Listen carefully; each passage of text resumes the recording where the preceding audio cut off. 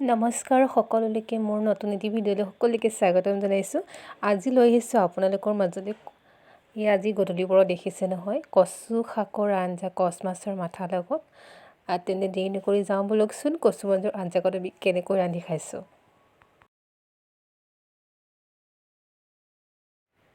এই কচ মাছৰ মাথা বইল কৰি লোৱা কচুখিনি আৰু এইখিনি ধুনীয়াকৈ গোটেইখিনি কাটি লৈছোঁ। বিলাহী, নহৰু, জলকীয়া, পিঁয়াজ, তেজপাত সকলোখিনি এনেকৈ কাটি লৈছোঁ।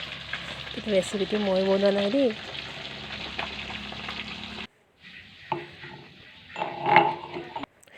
দেখাই আছোঁ ৰ'ব।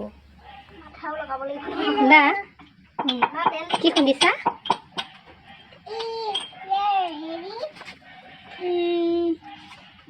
জালুক খুদিছোঁ।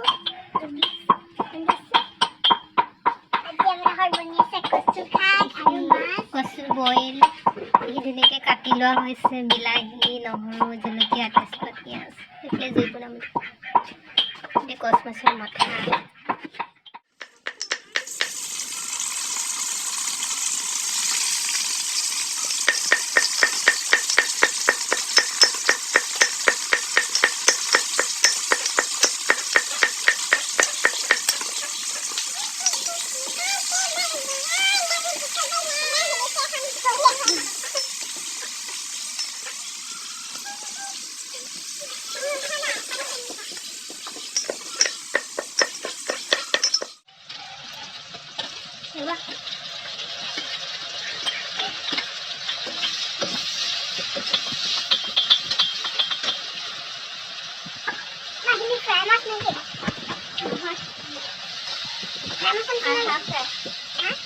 Half fry, almost fry.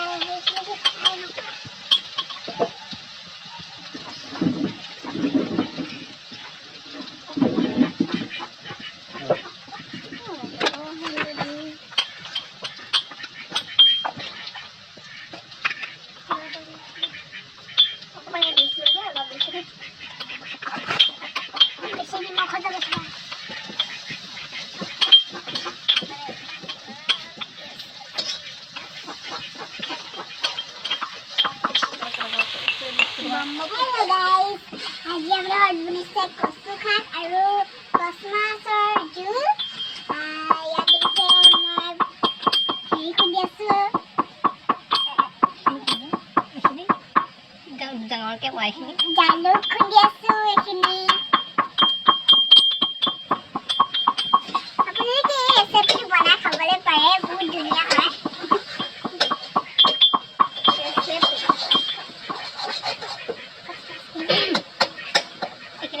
পুৰা মছলা একদম খুন্দিয়াই লৈছে। হ'ল আৰু এইখিনি গুৰি হৈ কিবা হ'ল বাদ দিয়া। এইখিনি দেখিছেনে লফা শাক, এইখিনি লফা শাক,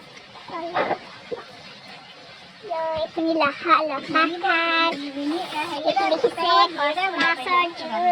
এজনী আমাৰ হৈছে মাদাৰ আৰু এজনী হৈছে আমাৰ খুৰী আৰু এইজনী হৈছোঁ মই। দেখিছানে ঘৰত ইমান ধুনীয়া বনিব আজি।